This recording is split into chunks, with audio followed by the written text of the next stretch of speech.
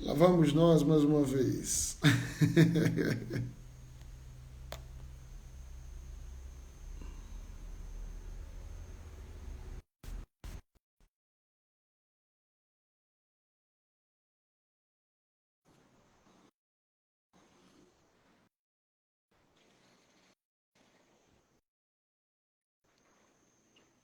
E voltamos. Eita, ao contrário. Agora foi.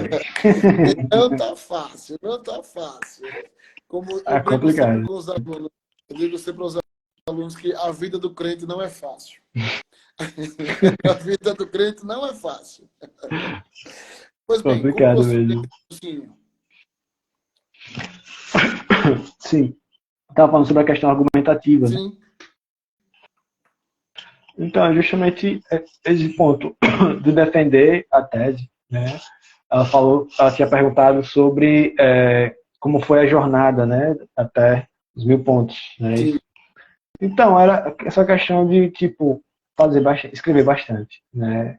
Era uma técnica, porque não é só o desenvolver da técnica da escrita, de ter uma proximidade com as palavras, de tipo, que tipo de palavras colocar, né? Não é só uma questão de melhor gramática, né? Mas é uma questão de treinar argumentos, treinar os conectivos, né?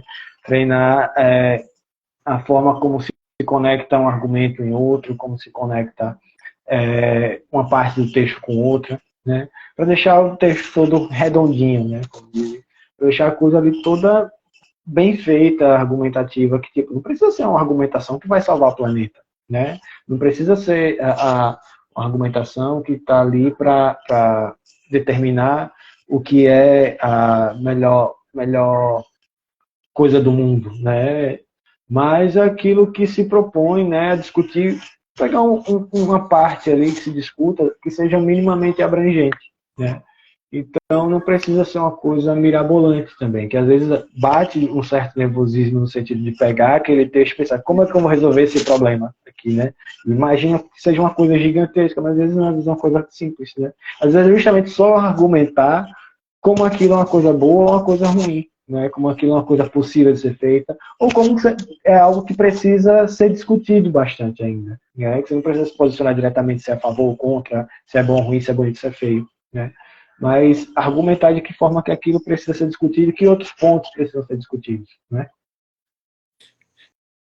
Aí, atento que ela, na outra questão aqui, ela pergunta assim: você criou o próprio modelo ou apenas tinha uma diversidade de repertório? Acho que é a diversidade de repertório. Isso É porque a ajudou gente já bastante, discutiu porque isso sobre modelo. a questão de não ter uma redação pré-pronta, né? Porque normalmente não iria dar certo, não iria se encaixar assim, né? Sim, sim, não tem, não tem. O máximo de modelo que, pelo menos, a professora tinha apresentado naquele momento, não só ela, mas outras, é tipo a quantidade de estrofes ou onde colocar a tese que você quer defender, no máximo isso, né? Que é uma coisa que varia, né? É tipo, é onde, a partir do desenvolvimento do texto, como você quer escrever, onde você vai colocar aquilo, mas é algo que precisa ter, né? A tese que você vai defender, é, E, qual a ideia que você quer passar, que precisa ter um argumento, né?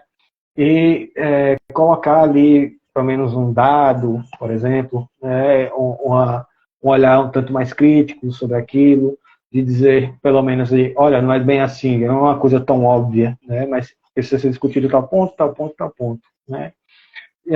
São coisas que precisam estar ali no texto, né? Para que o texto sim, ele tenha, pelo menos, esse item da capacidade argumentativa ser algo mais forte, né? é sempre bom deixar bem definido isso, né? Sim, O, deixar é, essa questão tem, como um ponto crítico, né? tem mais uma questão aqui que não sei se você vai se recordar, né? Já são 10 anos dessa pontuação, né? Mas é 10 algo anos, marcante 10 anos. que não tem como deixar passar batido, né? De Ela forma pergunta alguma. assim, E quase repeti em 2014. quase, né? Andou batendo na trave, é Quase, verdade. foi, bati na Como trave, você organizou o 960. teu primeiro dia de prova? Naquele período, o primeiro dia de prova, que foi como foi organizado, né? Foi uma forma de, tipo, tava nervoso pra caramba, né? Tinha acabado de almoçar. Eu tinha tentado dormir bastante, mas estava muito nervoso. Então quase não dormi, estava revirando de um lado para o outro, estava ansioso. Tipo, eu não fiquei quase nada ansioso durante o período. Praticamente eu não tinha tempo para ficar ansioso. É difícil. Eu lembro de colegas que ficavam terrível, assim, tipo, eu pensava, cara, talvez não seja para tanto, ano que vem tem de novo, né? Tipo, e eu lembro que depois me caiu uma ficha, depois de um tempo eu pensei, cara, porque também eu era uma pessoa mais velha naquele tempo, né? Pouco tempo, mas tinha outra experiência de vida. Então, para mim, de certa forma, tipo, era uma tentativa que eu precisava fazer, mas que eu sabia que não era o fim da linha. Assim como eu repeti ano da escola, eu poderia tentar de novo no próximo. E aí, sabe? Esse, Que tem muito esse, isso de uma...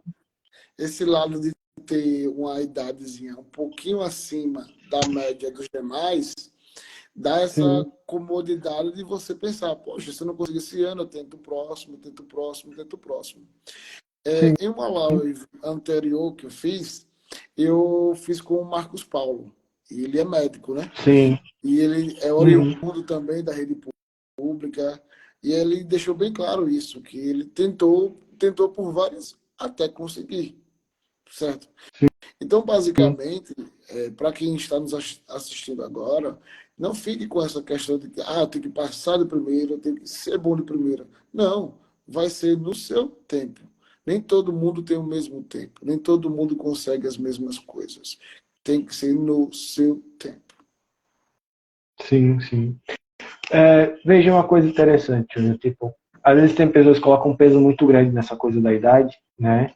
De, tipo, não vou conseguir, né? Agora e pronto, acabou o fim da linha, eu vou fazer outra coisa, né? Como se o sonho tivesse morrido ali. Mas acontece que, tipo, você tá aí vestibulando com 16, 17 anos, né?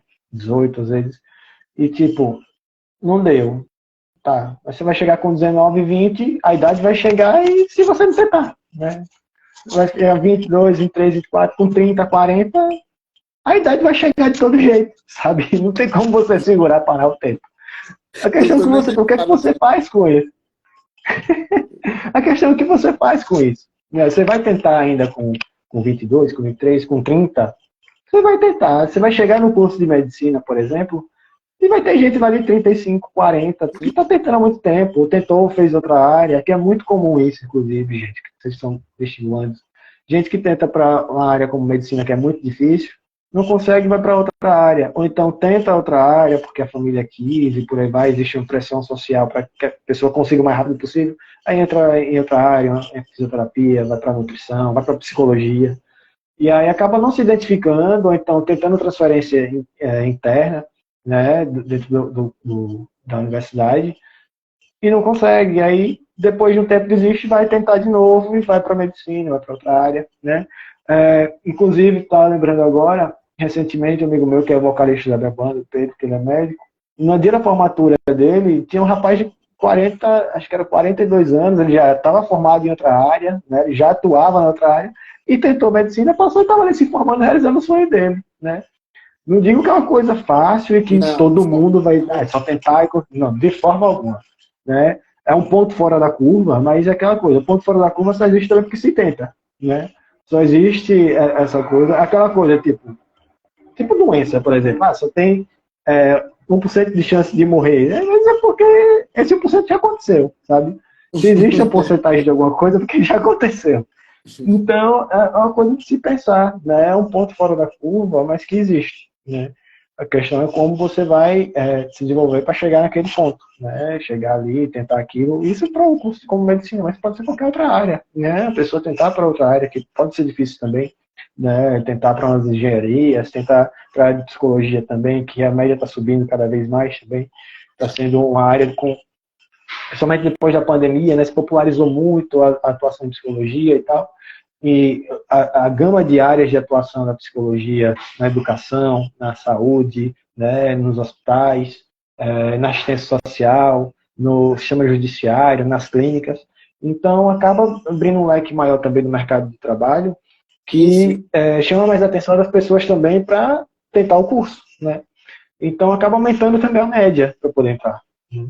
Então, acaba sendo muito uma coisa de uma pressão com relação à idade para entrar, que é uma pressão que, no final das contas, acaba servindo só para adoecer mesmo a pessoa, né?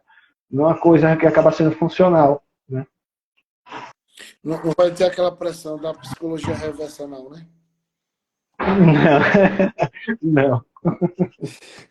Veja lá, nós temos aqui algumas perguntas assim que fogem um pouco do tema redação, mas não totalmente, né? É algo que a gente acaba pegando um gancho devido a estarmos falando um pouco da educação. E a pergunta é Uhum, assim: as escolas passam por uma transformação enorme, né? A gente uhum, hoje tem o novo ensino médio. Eu não sei se você está a par de como é o novo ensino médio. E há uhum, muita gente que não concorda com o novo ensino médio, muitos alunos que não gostam da ideia desse novo ensino médio, porque dificulta ainda mais o processo para você ingressar em uma universidade. Você valoriza mais a muito. pessoa, o mercado de trabalho, mas a faculdade em si, a universidade em si, o Enem, ele dificultou mais para o pessoal do integral. Porque você modificou algumas disciplinas, você mudou, você retirou algumas, e acabou que no Enem ainda está nesse modelo um pouquinho antigo, digamos, né? Então não houve essa Uhum, equiparação. Aí, por exemplo, sim. acho que foi Fernanda, quando ela falou aí que era para falar um pouquinho sobre como seria a questão de o ensino integral, como é que poderia fazer, né? Para fazer uma adaptação. E a pergunta, ela Uhum, tem muito a ver com isso, porque ela fala assim, ó, onde os alunos acabam tendo uma pressão gigantesca, né? Todo professor já chega na sala de aula falando de que Enem, Enem o tempo todo. E aí, qual seria seu conselho para eles nesse momento? Bom, a gente pode pensar essa proposta como dois vieses, né? Um voltado para um geral sobre a problemática disso e outro voltado para os alunos, né? E que os alunos podem pegar, discutir isso também. E veja, a gente parte também do pressuposto da questão do Enem como um demarcador de um acesso da população para o ensino superior, né? Só que se a gente para pensar sobre a gênese, a episteme disso, né? O próprio Enem em si, ele é um elemento. A questão do vestibular, a existência de um vestibular em si, ele é um elemento de promoção de desigualdade social, né? Se a gente pega, por exemplo, que ali é um lugar que se filtra, onde pessoas que têm menos acesso à educação, uma educação voltada para uma produção de conhecimento para passar numa prova, né, para acessar um ensino superior, a gente já coloca aí que grande parte da população não vai passar, principalmente a população mais pobre, a população mais periférica do país. Né? Quando a gente pega, por exemplo, um exemplo de dessa experiência, a pessoa viveu um tempo todo no interior, que não era num período que não era focado para você fazer uma faculdade, porque era concluir o ensino médio e concluir os estudos. Enquanto você chega numa capital e vai estudar num colégio particular, e eu estudei num colégio particular que é de nível classe média baixa, sabe? Imagina o pessoal que estuda em colégios que são os mais caros da cidade, a população que paga mais caro ali, que a criança é colocada desde de pequena ali, ó, você vai ser médico, vai ser médico, vai ser médico, vai ser médico, só voltado para aquilo, com acesso a 1 milhão de laboratórios, etc e tal, né? É uma pessoa que está o tempo todo ali. Né? E veja como é a inversão disso socialmente, né? A pessoa é criada nesse ambiente com investimentos em colégios caros de, sei lá, 2, 3 mil contos por mês no mínimo, que é pago de mensalidade, né? Enquanto o professor recebe menos, mesmo na rede particular. Né? E aí, tipo, gasta uma dinheirama dessa para chegar, passa no vestibular e pega as primeiras colocações de universidade pública. Né? Enquanto a população que tem escolas públicas, né, tem uma dificuldade nas escolas públicas que enfrentam tudo isso, que precisa trabalhar, estudar, que não tem tanto acesso, não necessariamente o acesso ao conhecimento ou a qualidade do conhecimento, mas os recursos para que esse conhecimento chegue para essa pessoa. Né? Uma biblioteca, um laboratório, e etc., que é muito sucateado nas escolas públicas. Então, a pessoa não tem um acesso a isso para tentar um vestibular dentro de uma mesma competição com esses adolescentes jovens que estão em escolas particulares para tentar as mesmas vagas. É muito desleal. E aí, quando você tenta uma prova dessa, você não atinge a mesma quantidade de pontos, né? Porque, por exemplo, um jovem que não trabalhou, por exemplo, né? Tem muito menos preocupação do que uma pessoa que trabalha, estuda, precisa pagar suas contas, está com a energia para cortar ali e pensar na prova, sabe? Então, quando você pensa nesse âmbito, né? Para fazer uma prova, naquelas condições, depois que passar a prova, amanhã tem conta para pagar, tem trabalho para fazer, e o ensino particular da classe média alta, né, ou classe mais elevada, rico não, porque rico vai estudar fora, vai para Harvard, vai para Princeton, vai para outros lugares, mas não pega uma UFES, por exemplo. É difícil, é classe média. E aí, quando você pega essa galera, no outro dia faz a prova, no outro dia vai dormir de boa, não tá nem aí, né? Talvez vai, sei lá, tá no mesmo escritório da família, que é advogado 300 anos, né? Por aí vai. E aí o que acontece? Acaba sendo um elemento de desigualdade social. A gente precisa pensar numa universidade pública, que ela é realmente pública, que não precisa de um vestibular como um delimitador de que pessoas vão acessar determinados cursos. Né? Por que o curso de medicina acaba sendo só de pessoas classe média alta ou ricas e brancas, por exemplo, majoritariamente? Enquanto as licenciaturas, a grande maioria dos professores acabam sendo a população mais pobre, população negra, por aí vai. Então acaba que o advento de um Enem, de um vestibular, serve como isso. E o que acontece muitas vezes da população mais pobre, acessando programas que acabam sendo programas que acabam redirecionando a renda para certos grupos educacionais, quando pensa em universidade privada, né, quando acessam fiéis, né, você está lá, pobre, ok, teve acesso à universidade privada, mas você vai pagar aquela conta depois.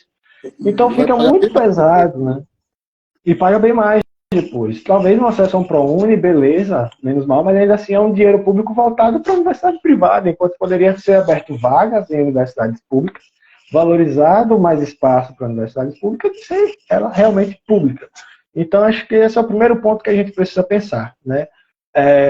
De que forma se acessa a educação de nível superior e como isso acaba servindo como um delimitador da população, uma régua do tipo, daqui você passa, daqui você não passa, e aqui você passa porque você teve mais acesso a determinados tipos de ferramentas, né, e metodologias, e você não, porque você não teve condições, porque você é pobre, e por aí vai.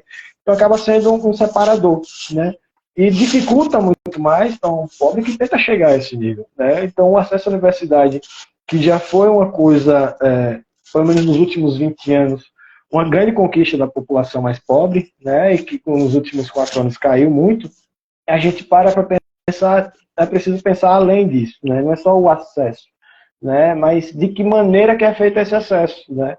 O Enem, ele acaba sendo uma coisa importante, mas acaba sendo uma coisa que também direciona o ensino médio, né.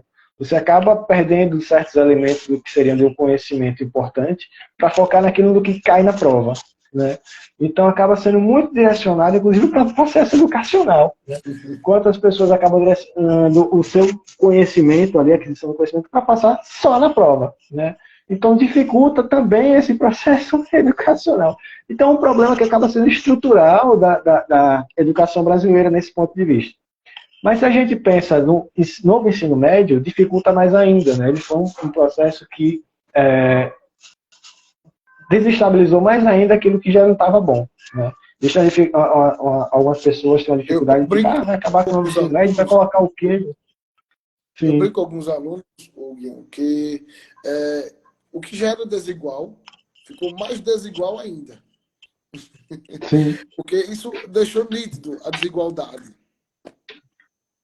Sim, com certeza, porque se você pega esse novo ensino médio, ele dá um leque enorme de possibilidades de matérias e tipo, não precisa ser um professor formado, um pedagogo na área, tem uma pessoa de notório saber, né? Sabe-se lá o que é isso, esse notório saber? Não existe bem um critério para dizer o que é esse notório saber. E aí fica muito... Eu tenho colegas psicólogos que estão dando aulas em escolas como tipo projeto de vida. O que é projeto de vida? Não sei, né? A vida pode ser o que você quiser. Você quer ser jogador? Você quer ser... Eu vi um meme, que até hoje, assim, é complicado eu, enquanto professor, falar, mas eu achei engraçado. Porque o cara fala assim: ah, eu estou lecionando projeto de vida. Cara, eu sou professor. Como assim projeto de vida?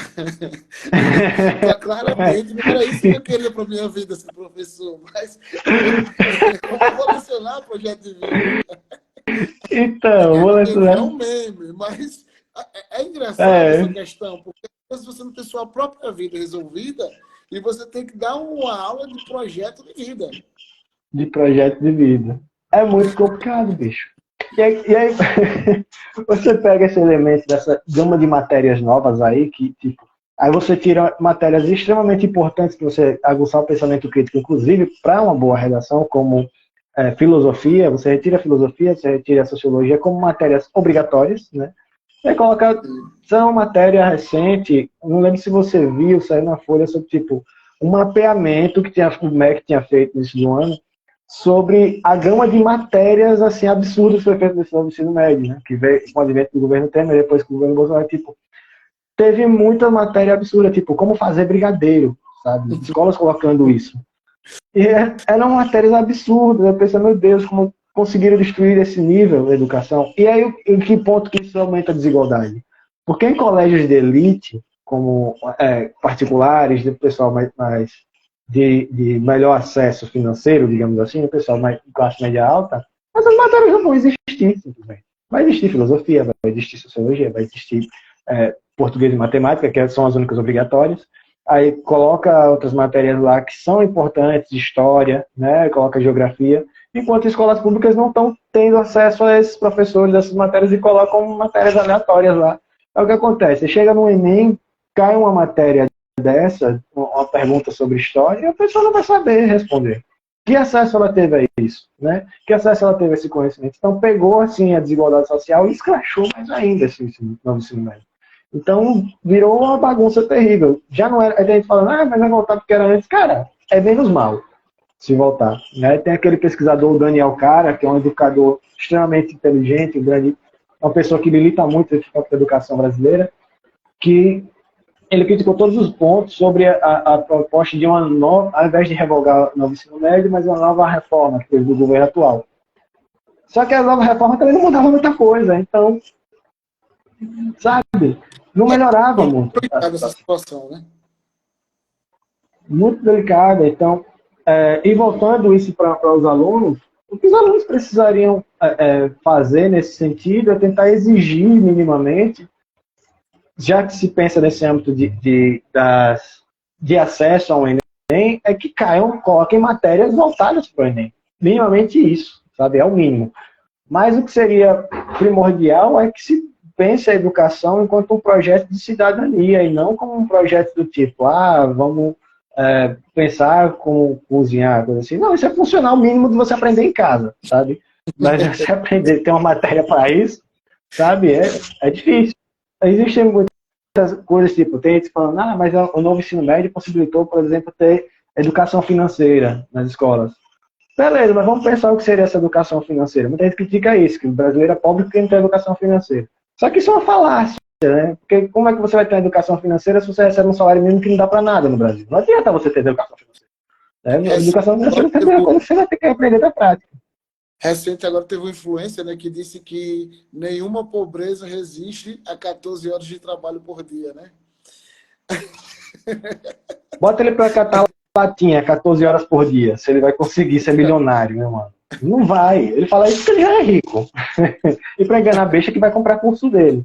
Mas e por isso ele também é rico, porque ele vende curso de como ser rico. De Mas cursos, aí né? você vende curso de como ser rico e você nunca vai ser rico. Mas aí você pensa nesse âmbito, né? Se você leciona, por exemplo, educação financeira para teoricamente você aprender a ter uma melhor condição de vida financeira, mas você não aprende filosofia ou história para você entender o porquê você é pobre, para questionar as estruturas de onde a gente vive e por que isso está acontecendo, não adianta nada também. Então, é uma coisa que para mim, eu acho que teria o mesmo valor do que ensinar a fazer brigadeiro, sabe?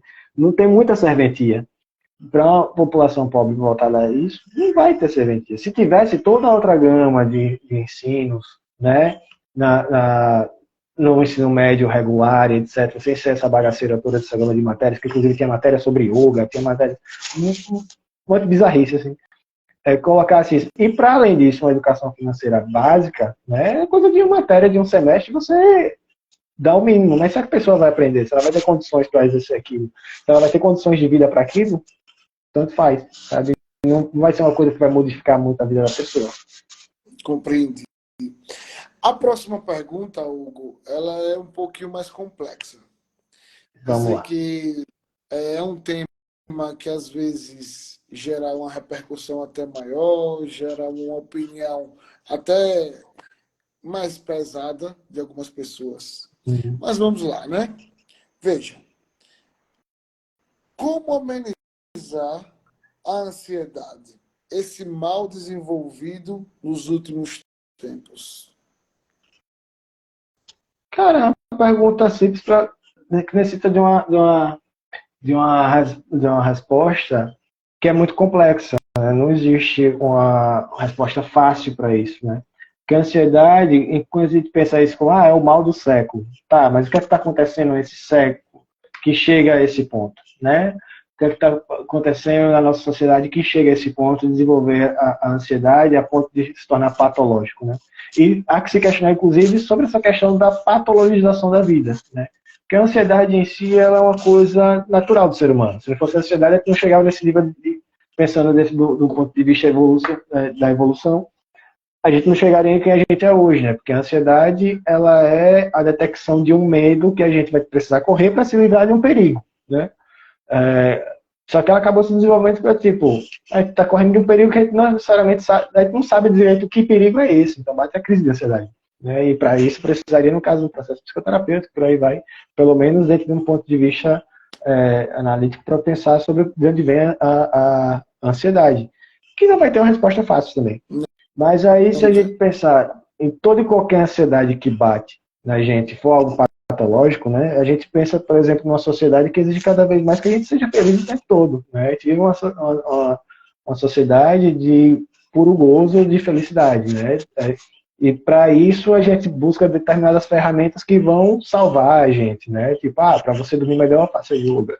Para você fazer não sei o quê, tome tal remédio. Para tal coisa, tome tal remédio. É uma sociedade extremamente medicalizada, né?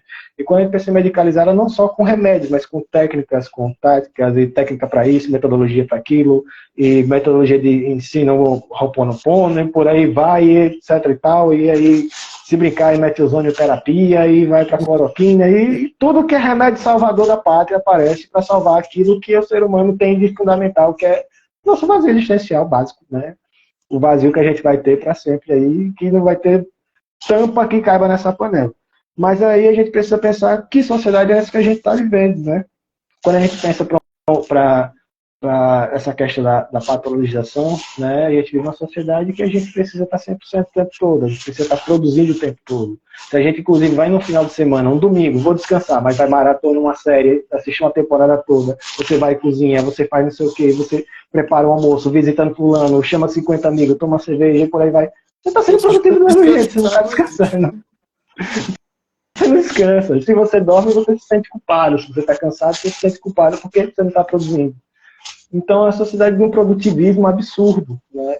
E aí, quando a gente pensa nessa questão, por exemplo, do Enem, a necessidade de estar estudando o tempo todo, de estar atualizado o tempo todo, fazer isso e aquilo.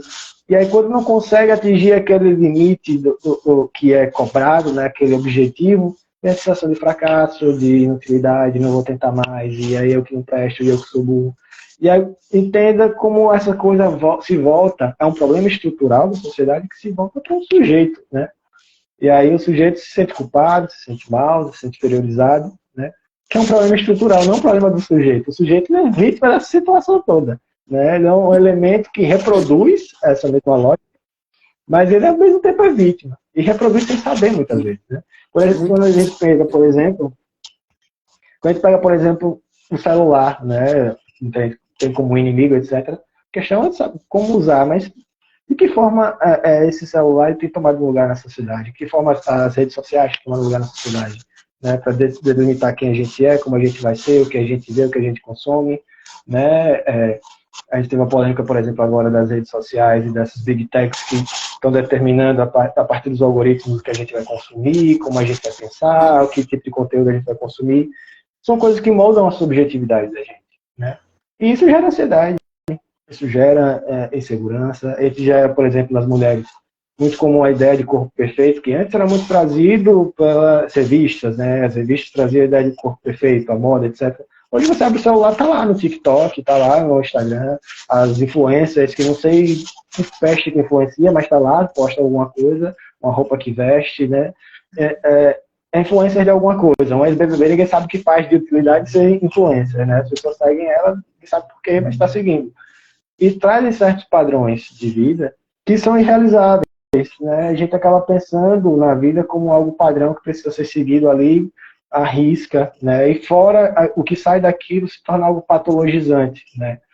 Se eu não consigo ter atenção 100% naquilo que eu quero, sendo produtivo em 200 coisas que eu faço no dia, aí sai um pouco da atenção, não consegue atingir aquela exigência social que existe, pronto, ele já pensa em algo patologizante. Será que é um TDAH? Será que eu estou procrastinando? Né? Que até a procrastinação é algo que advém da psicopatologia, né? Tipo, será que a atividade não é chata? Não se questiona isso. Será que a atividade é ruim? Será que eu consigo dar conta dessas 1000 coisas ao mesmo tempo? Será que eu sou um robô? Sabe?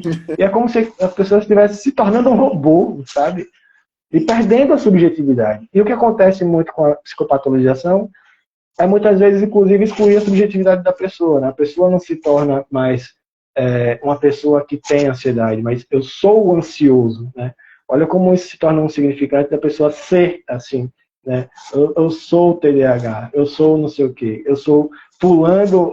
Fulano não é autoritário, é uma pessoa exigente, é uma pessoa narcisista, né? Como ganha certos termos que são psicopatologizantes, que acaba tornando uma proliferação muito categorizante, né? Tipo, fulano não se encaixa em determinada normatização, ela é diferente, eu não gosto desse jeito dela, ou ela não gosta desse jeito em si mesmo, então eu vou patologizar isso, vou tentar medicalizar isso para que isso seja consertado. Eu busco uma psicoterapia, eu busco uma medicalização, eu vou fazer um yoga, eu vou fazer não sei o quê. Sabe? Busca-se sempre alguma coisa que acaba sendo consumível. Né? Olha que interessante isso de consumir um serviço, um produto, etc. E aí é preciso questionar que tipo de sociedade que a gente está se tornando, sabe? Que tipo de sociedade é essa que a gente está se tornando, porque não existe necessariamente um remédio para tudo isso, mas senão a gente tentar repensar a nossa sociedade, né?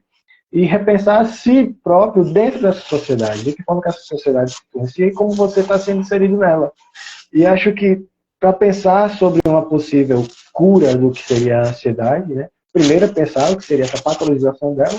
Segundo, o que está te causando essa ansiedade, né? De onde vem, de onde você está vendo esse mal-estar seu, né? Como você está se sentindo. É algo que está acontecendo agora, é algo que já vem de muito tempo, né? Quanta gente, por exemplo, viveu problemas ou traumas da infância que jogou por muito tempo debaixo do tapete e determinadas situações futuras ou do presente acaba trazendo certos gatilhos disso para fora, né? Toda poeira que a gente joga para debaixo do tapete, uma hora sai, né? Uma hora aquilo vaza. Uma hora Por aí aquilo ali tenta... Exatamente. Aí é uma coisa que pode entrar realmente, esses tipos de tecnologias, vamos chamar assim, como psicoterapias, como talvez medicamentos, mas são coisas que vão realmente resolver o problema, sabe? Às vezes é tapar o sol com a peneira, sabe? Olha que eu falo como psicólogo, eu trabalho com isso. Mas é preciso pensar essas coisas que são coisas que a gente não dá conta, sabe? Tem gente que chega no consultório pra gente, tipo, eu preciso ser curado disso. Eu tô dizendo, cara, eu não vou te curar, infelizmente. Eu tenho uma péssima notícia para você, que é uma coisa que vai no voltar, vai máximo vai acontecer. administrar, né? É tentar administrar a coisa e repensar em que lugar da vida que você está se encaixando, sabe? Em que lugar que a vida está incidindo sobre você e que você está incidindo sobre a vida. E essa, inclusive, dentro da minha área, que é a psicanálise, é uma coisa que a gente trabalha, que é tipo, transformar um indivíduo em sujeito, né? Ser um sujeito da sua história, ser uma pessoa ativa ali naquilo que você está fazendo, perceber o que está acontecendo com a sua vida. Antes da pessoa questionar, trazer o que está sendo a realidade para ela, questionar para ela o que é a realidade para ela. Né? E questionar essas estruturas que a gente está vivendo. E acho que isso é a coisa mais importante desse ponto de vista. Muito bem. Ou, veja, essa próxima aqui, ela também tem esse viés, né? E aí a pergunta é a seguinte, assim, né? Quais são as características, né, de TDAH, para que a pessoa possa ter uma noção ou até mesmo desconfiar se tem ou não? Quais seriam as características para isso? Olha, cara, as características mais específicas, assim, é preciso também pensar, por exemplo, como é feito os manuais de categorização dentro da psiquiatria, né? A gente da psiquiatria tem um olhar diferente sobre transtornos mentais, né? Sobre sofrimento mental, do que é da psiquiatria. A psiquiatria, que é a que categoriza essa questão do TDA e TDAH, ela acabou desenvolvendo... fazer um contexto primeiro.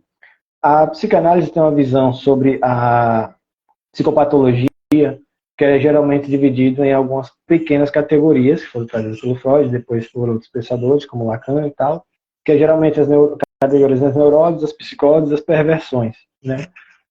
Das neuroses, principalmente vieram a histeria, a neurose obsessiva, as neuroses fóbicas, né?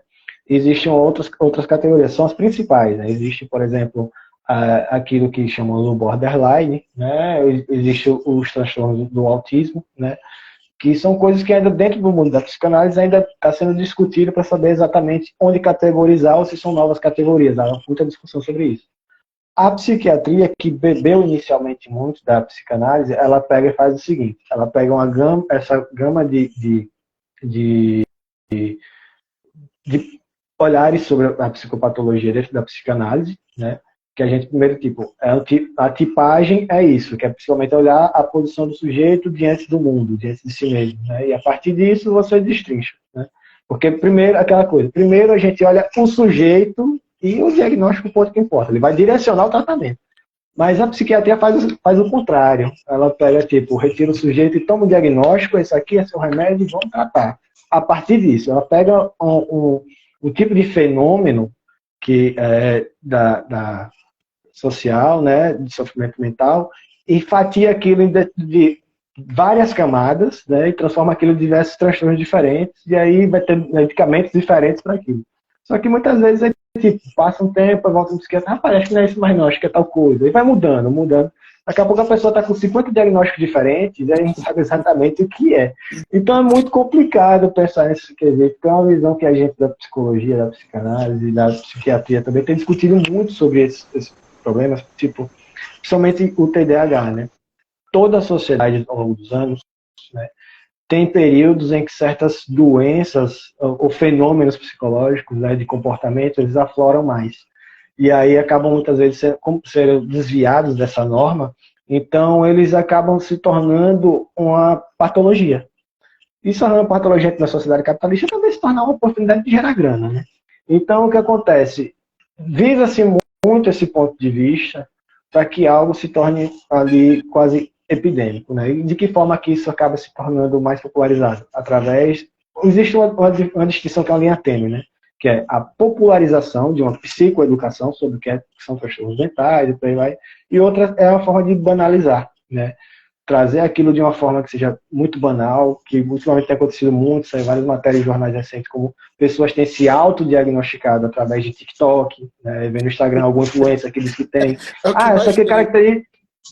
É o que mais tem. 5 pontos que você tem TDAH. Aí vai lá, a pessoa, gabarito, você andou e tropeçou, olha, você tem TDAH. Você é distraído, esqueceu tal coisa, olha, TDAH. Aí vira uma coisa, sabe, que vira uma baderna, que as pessoas já não entendem direito. Às vezes a pessoa já chega para um consultório psicológico, psiquiátrico, já dizendo o que tem, né? E muitas vezes o profissional não está muito treinado, muito atento a isso, mas vai dar mesmo diagnóstico, passa remédio, pouco importa. A consulta dura 5, 10, 15 minutos no máximo, mal escuta o sujeito, né? Vai escutar o sintoma, o que aparece como patológico, o sujeito fica de lado e acaba gerando cada vez mais uma hiperdiagnosticação das pessoas, né? Então, é muito delicado pensar desse ponto de vista. Acho que o primeiro ponto que a gente precisa olhar é olhar de um ponto crítico, que é o que são diagnósticos psicológicos e psiquiátricos, o que é a hiperdiagnosticação. A gente vive outra coisa, repensar a sociedade. A gente vive uma sociedade que busca muito se identificar com determinadas coisas. Aquela coisa que eu falei do nosso vazio existencial, né? E sempre tamponar isso com um tipo de medicação. Existe uma discussão muito grande sobre o peso do diagnóstico. De que forma que o diagnóstico ele pode exercer um peso sobre a pessoa, né? a partir de um ponto que é uma determinada angústia que a pessoa está vivendo, etc., a pessoa busca encontrar uma resposta rápida e emergente para aquilo. E às vezes encontra o diagnóstico, se amarra nele, se abraça e diz, é isso que aqui é meu, isso aqui que sou eu, aquela coisa. Eu não tenho ansiedade, eu sou ansioso, né? E aí pouco importa a história do sujeito, por trás disso se torna o diagnóstico na frente, né? Ou então aquela coisa tipo, não preciso me implicar com muitas coisas porque eu tenho um diagnóstico, então pouco importa, o diagnóstico responde por mim, a minha carteirada, né? Então, tipo, eu não preciso me concentrar porque eu tenho TDAH, e por aí vai. E aí acaba, o que acaba acontecendo muitas vezes, tipo, a pessoa que realmente tem aquele problema, às vezes acaba sendo marginalizada até pelo próprio discurso que eu estou fazendo aqui, que é tipo, repense isso, será que é isso mesmo e tal? E a pessoa acaba sofrendo na própria dúvida. Tipo, poxa, será que é mesmo? Mas a pessoa tendo ou não tem, né, é importante pensar o sujeito. Né? Independentemente do diagnóstico, o que é que você faz com isso, com essa sua sintomatologia, com essa distração, por exemplo, do TDAH? O TDAH ele tem essa característica dentro do ponto de vista psiquiátrico que geralmente é dado se a pessoa tem isso a partir dos 9 anos de idade, aliás, dos 12 anos de idade, que é a questão do tipo, a pessoa se distrai fácil, não para quieta, né, ela não consegue manter uma concentração durante um período de leitura, por exemplo, ela se cansa na primeira página e quer ir para o final da página, sabe? Não fica quieto, não consegue se concentrar direito, tem pensamentos muito rápidos e acelerados, não consegue prestar atenção no que outra pessoa está falando, né? Então, existe sim isso, mas é uma coisa que ainda existe muita discussão. Se a gente parar para pensar de um ponto de vista crítico também, a psiquiatria ela tem muito mais dentro do ponto de vista de consenso entre profissionais do que as reais provas e evidências de que aquilo realmente está acontecendo do ponto de vista metodológico científico. Né? Então, existe mais consenso do que comprovações de muitas coisas, não só em determinados transtornos. Não que o sofrimento das pessoas não existam. Sim. Vejam, é como se classifica aquilo, como aquilo está sendo classificado e repassado para a população. Né? Isso é uma discussão muito dentro do campo acadêmico, muito extensa. E aí o que acontece? Muitos diagnósticos acabam se tornando algo que está ali sendo o que mais está sendo divulgado, mas não está sendo olhado com um olhar muito crítico sobre o real fenômeno que está acontecendo. Se a gente pensa essa sociedade produtivista que eu estava falando, né? A sociedade que se exige cada vez mais uma execuibilidade, que a pessoa seja cada vez mais normativa naquilo que faz, né? E perfeita, cada vez mais produtiva, etc. E a pessoa não se encaixa nisso, basicamente ela é um ser humano.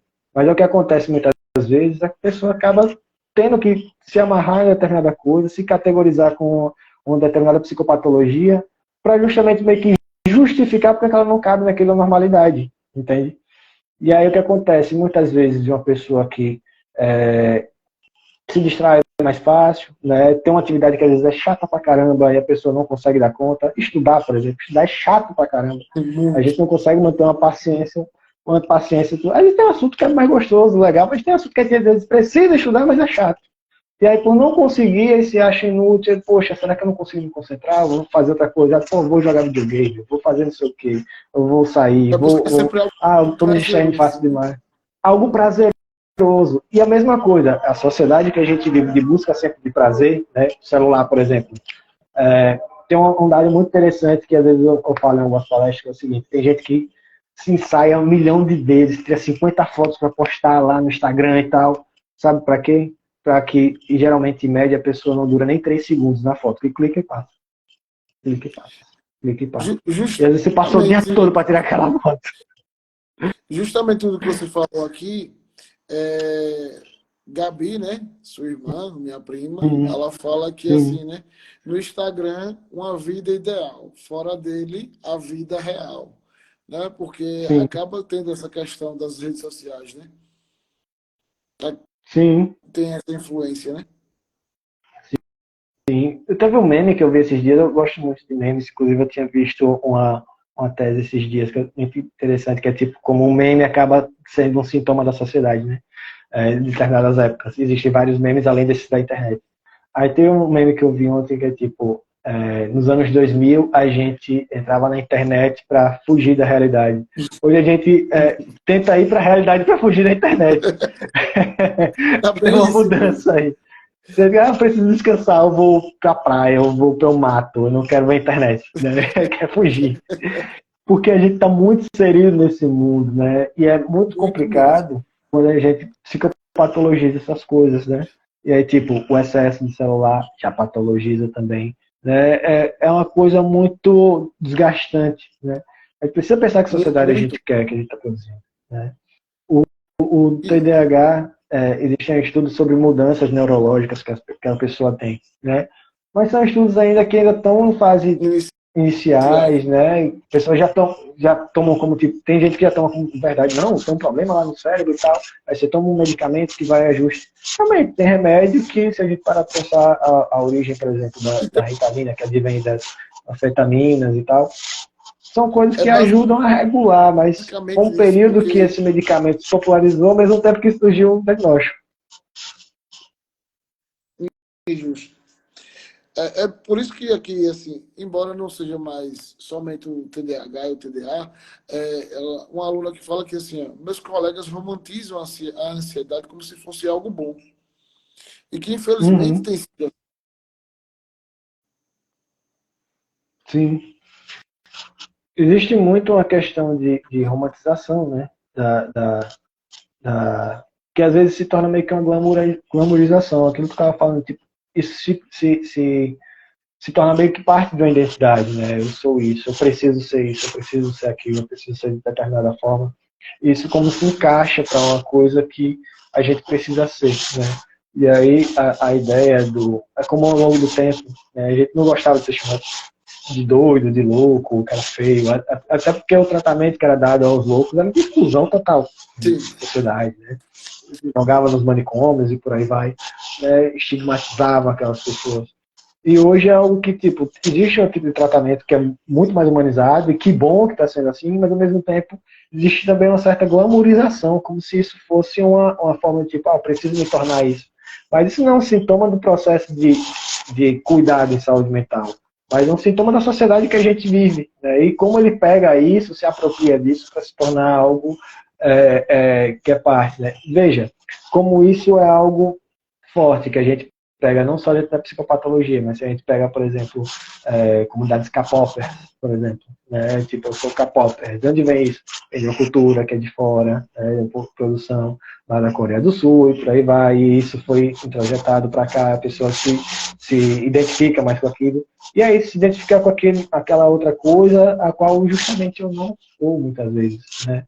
Mas eu preciso me identificar com algo, me agarrar a algo. Então é algo que é sintoma da nossa sociedade, né? Da sociedade que a gente está se tornando. compreendi.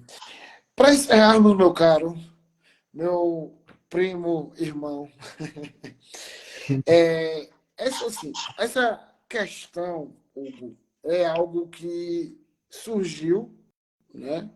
Inclusive, foi colocado por minha esposa, essa questão, mas eu achei Uhum, muito pertinente, porque assim, a gente já falou, inclusive, isso aqui, só que não deixou o mais claro possível, assim, pelo menos o que eu analisei, que é como lidar com a frustração. A gente uhum, passa por um processo de alunos em que eles vão chegar no Enem, vão fazer a sua devida prova, vão ter a sua devida pontuação e talvez não seja aquilo que eles esperavam. E aí, como é que uhum, poderia ser feito para lidar com a frustração? uhum. Então, o primeiro ponto é pensar quais expectativas que se tem para determinado objetivo, determinada ação, etc. Porque às vezes se coloca um peso muito maior do que a coisa pesa. Né? Se coloca um peso muito grande e isso vem a partir de muitas outras coisas. Tipo, às vezes vem uma pressão muito grande de um familiar, né?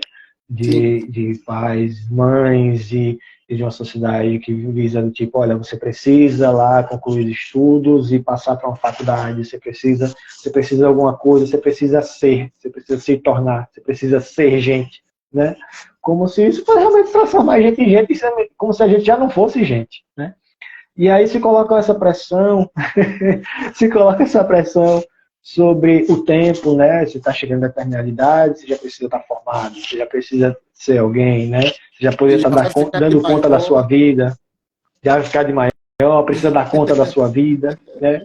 E olha o tamanho da pressão que coloca nisso, ao mesmo tempo que se cria uma expectativa do tipo, olha, eu vou tentar, eu vou passar, ou o oposto, quando a pessoa não está bem, tá ali pessimista, tá, eu não vou conseguir mesmo, não vou passar, não vou nem tentar, né? E aí não vai, não tenta, para justamente evitar uma frustração, muitas vezes, né? E aí qual o peso que se dá em cima dessa coisa, né? Que aí vem da expectativa do dar certo ou não dar certo, né? Porém, você sabe tentando. E da mesma forma, aquela coisa que a gente sempre falava mais cedo, né? Tipo, se não conseguir dessa vez, vai ter outra oportunidade, você vai tentar de novo, vai ter de novo, vai ter de novo, de novo. E não vou ficar mais velho, não vai ser a mesma coisa, você vai ficar mais velho do mesmo jeito, né? Você vai chegar aos 20, 30, 40 do mesmo jeito. Se você vai Já continuar dizia o tentando, o que você vai fazer com Cazuza, isso? o tempo não É, o para. tempo não para, e aí, como diz Raul Seixas, tenta outra vez. E aí fica Verdade. nisso. Mas aí é aquela coisa, né? A frustração ela acaba sendo muito relacionada com o tipo de expectativa que se tem sobre determinada coisa que você vai fazer, né? E a expectativa está relacionada ao tipo de pressão que se coloca, que tipo de peso se coloca. E às vezes não precisa ter esse peso todo, às vezes não é esse peso todo. As coisas não precisam ser tão pesadas, né? Poderiam ser mais velhos, melhor ainda se fosse, mas também não precisa ser tão pesada. Ou pelo menos colocar um peso daquele que às vezes parece ficar difícil mais difícil ainda de carregar. Sendo que muitas vezes é possível, a grande maioria das vezes é possível. Porque é feito algo dentro daquilo que se espera da pessoa para poder conseguir passar minimamente. Né? Mas é algo que, tipo, vai demandar esforço, vai demandar muita energia, vai demandar muita paciência consigo mesmo, com os outros, com os imprevistos, porque imprevisto vai acontecer. Infelizmente não tem como a gente segurar na mão do mundo, infelizmente a gente não tem como salvar o mundo sozinho, infelizmente a gente não tem como dar conta de tudo ao mesmo tempo, né?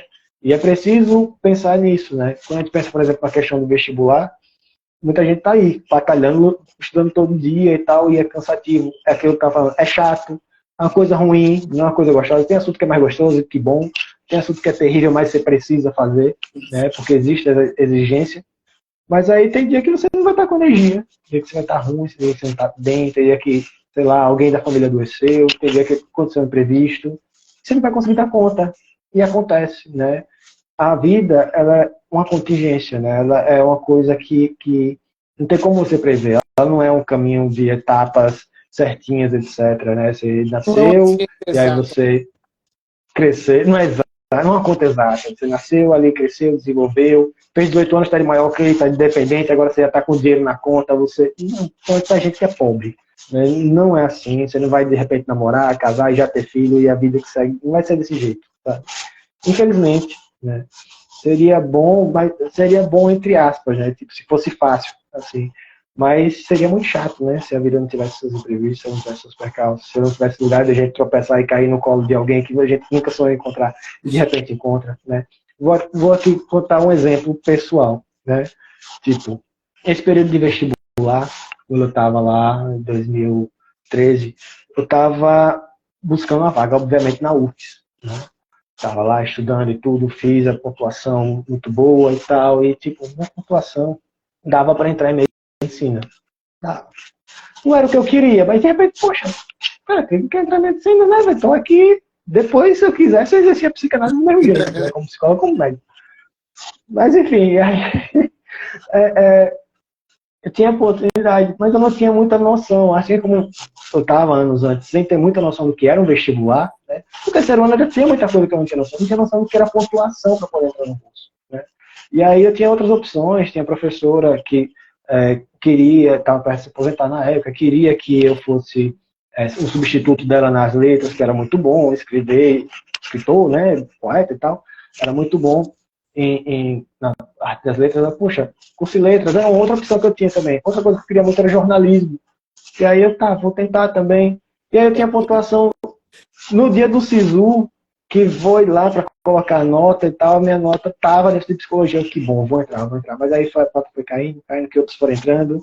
Quem não entrava em outro curso entrava lá, né? Quem não entrava em medicina tentava lá, por exemplo. Vai E aí eu fui desencadear. caindo. Vai desencadeando, meu Deus, e agora? E vai fechar. Eu fui pedir conselho a algumas pessoas específicas. E aí falaram, cara, você tem um curso de psicologia na FIUDESP, né? A faculdade particular e tal, e que era do mesmo grupo do colégio que eu estudava. E aí, na época, por causa da nota, eu tinha ganhado uma bolsa parcial para continuar e fazer propaganda tal do colégio, e também uma bolsa para continuar na faculdade, né? Eu pensei, poxa, eu não vou conseguir entrar em psicologia na UFS. Então eu vou para o décimo mesmo, né? Fiz o FIES, né? Fiz uma dívida, aí no particular. E, pô, não vou entrar na UFS mesmo, beleza. Passou-se um ano. Com esse um ano, aí um colega que também tinha tentado para psicologia tinha tido uma nota 100 pontos menos que eu. Ele tinha entrado em psicologia na UFS. Porque teve a nota de corte e muita gente não foi se inscrever, ele foi chamando, né? Os remanescentes. Eu Só podia ficou ter lá entrado. puxando para atrapalhar. Exatamente. Eu podia ter entrado, mas não entrei para o décimo, né? Mas, de certa forma, né, pensando, eu tive outros ganhos. Não foi só questão de, tipo, poxa, eu conheci muita gente bacana, conheci minha esposa lá, né? Então, tá Também vendo? lá na Pio Décimo, né? Muita coisa boa aconteceu. Fiquei com a dívida, fiquei, né? Mas aí, Faz parte fiquei com essa dívida. do percalço aí.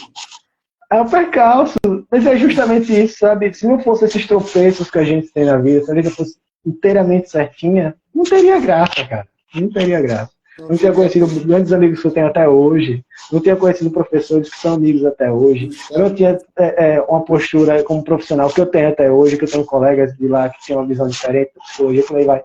Sabe? É muito diferente. Foi uma experiência de vida que eu tive que eu não tenho a mínima vontade de um arrependimento da escolha que eu fiz, sabe? Então, tem muito isso. Quando se pensa nessa questão da frustração, né, é preciso pensar nas contingências da vida. Não vai ser uma resposta objetiva, etc., que vai ter no final das contas. Né? Pronto, excelente. Meu caro Hugo, suas considerações finais para encerrarmos essa grandiosíssima live. Rapaz, não sou muito bom em considerações finais, né, mas vamos lá. Desejar boa sorte ao pessoal que vai tentar aí, né, o Enem. Não é o fim do mundo, né? Não vai ser algo que vai definir necessariamente a sua vida para o resto da vida, né? Você pode, de repente, escolher uma coisa, passar num determinado curso que você quer e não gostar depois que entrar lá. E desistir, tentar fazer outra coisa. E a vida é isso, sabe? Você não precisa, sabe, abrir mão de toda a sua vida por isso, né? Existem, obviamente, períodos em que você precisa abrir mão de determinadas coisas para poder você alcançar determinados objetivos, né? Porque toda escolha implica também consequências, né? Se você escolhe uma determinada meta que você precisa fazer, etc e tal, você escolhe um determinado caminho a seguir, você vai ter que abrir mão de algumas coisas, né? Como, por exemplo, quando você entra num relacionamento, você não vai ser você 100%, você vai ter que fazer concessões de quem você é para aceitar outra pessoa nessa relação. Assim como é para você entrar numa vida adulta, assim como é para você entrar em determinado curso, você vai abrir mão de sono, você vai abrir mão de momentos de lazer para poder estudar, para tentar reviver determinadas coisas, e estudar coisas chatas também. Então, é tentar lidar com essas dificuldades, né? Não vai ser tudo perfeito, infelizmente, não vai ser tudo perfeito. Vai ter muita coisa que vai trazer tropeço, vai ter muita coisa que vai trazer desgosto, né? E a gente precisa também lidar com afetos que são ruins, né? A gente vive numa sociedade que prega muito com a felicidade absurda, ao mesmo tempo que existe um índice da ONU chamado Índice de Felicidade Mundial, que já acho absurdo o mesmo termo em si, mas é interessante. Esse índice de felicidade atingiu o pior patamar dos últimos 20 anos agora, em 2022. E aí, vem, tipo, só vem pior, e assim, vem piorando, todo ano tem batido essa meta. E a gente atingiu uma meta pior. Então imagine quando a gente para pensar em quantidade de novo, quantidade de terapia, de remédios, etc e tal, várias ferramentas que a gente está tendo e não consegue essa felicidade, sabe? Porque essa felicidade, ela não é uma coisa objetiva que você vai conseguir com determinada coisa e tal. Porque a gente precisa aprender a lidar com as dificuldades, a gente precisa aprender a lidar com as coisas que estão saindo fora do plano. A gente precisa entender que existe dentro de todo o sistema, que é um sistema de moer gente, né? Que moe gente, que moe nossos sonhos, que, como eu falei, a questão, por exemplo, do Enem, o que é o Enem, a dificuldade de pensar o Enem, que acaba sendo um divisor, um delimitador que gera desigualdade social, né? como um delimitador de sonhos, né? Pessoas que sonham em determinada área e tem que pensar, estudar pra caramba e passar no vestibular para entrar num curso, para cursar aquilo que ele sonha, né? Como a gente precisa repensar essas coisas, né? E aí, novamente, repensar quem a gente é, que lugar que a gente ocupa na sociedade e que, de forma que essa sociedade também está incidindo sobre a gente. E isso é muito importante, pensar dessa forma, né? São coisas que a gente precisa questionar, né? E questionar é grande coisa. A gente, às vezes, tem tanta certeza, né? Por exemplo, tem gente que chega para a psicoterapia dizendo, ah, quero me conhecer. Não, às vezes você não vai se conhecer. Você vai se desconhecer da imagem que você achava que você tinha de você mesmo, né? E aí você vai conhecer outra pessoa, construir outra pessoa que você vai ser ali, né? A partir daquilo. E é um processo de descoberta. E a vida é isso, é um processo de descoberta de quem você é, do que você vai querer, do que você vai desejar, né? É preciso estar aberto a essas possibilidades, senão se torna um martírio, né? Se a gente vive uma coisa voltada para aquilo que, de certo modo, está inalcançável, a gente também não consegue atingir aquilo, precisa reconhecer as nossas limitações também, né? Reconhecer aquilo que a gente pode ter como possibilidades para a gente, mas também nossas limitações, né? Então, são coisas que, pensando dessa maneira, acaba compreendendo, não afastando completamente a ideia de uma frustração, por exemplo, né? Mas compreendendo que a frustração também faz parte, né? Que a frustração também é um sentimento que a gente precisa vivenciar. A frustração, as expectativas, as decepções, né? Uma tristeza que pode vir. Tem gente que quer medicalizar qualquer tristeza que se tenha, né? Assim como tem gente que quer patologizar qualquer alegria. Vai estar alegre demais, deve estar louco, né? Tem coisas que tem coisas que a gente precisa repensar, sabe? Como a vida é muito diversa, né? E que o vestibular ele pode não ser um fim, caso você não consiga, assim como pode não ser um fim se você conseguir, né? Pode ser um ponto de partida, né? Pode ser um episódio da sua vida que você vai vivenciar e depois você vai vivenciar outras coisas dentro da faculdade, você vai mudar de curso talvez, ou vai ficar no mesmo curso de vez para sempre. Isso tudo bem, né? Tudo bem. Desde que você Ou respeite a si seja, mesmo, isso é o mais tudo importante. bem. Tudo bem. Não conseguir, também está tudo bem. Tá tudo bem. Pronto, meu caro, muito obrigado, viu? Nada. Ótimo, ótimo mesmo conversar com você. Sempre bom, Hugo, conversar com você, né? A gente que tem um relacionamento desde criança, né? Que somos primos e Sim. irmãos, né? Então, acaba que, de certa forma, ter esse prazer de conversar. E muito obrigado por sua ajuda. Acredito que vai ser de grande valia para os meus alunos, porque muitos deles têm algumas coisinhas que você pode esclarecer agora, como a questão de ansiedade, questão de TDA, TDAH, questão de como você conseguir atingir seu objetivo, que foi tirar nota máxima na redação do Enem. Enfim, foi muito prazeroso estar com você e esses nobres colegas que nos acompanharam ao longo dessa live. Eu que agradeço o convite. Pode chamar mais vezes, viu? Tamo aí. Muito bem. Se quiser mais na frente fazer outra live de novo, vamos de novo. Pronto, tá certo. Combinado sim. Viu? Tchau, tchau. Boa noite a Valeu, filho. todos. Tchau. Boa noite, todo mundo. Obrigado pela presença. Tchau, tchau. Tchau.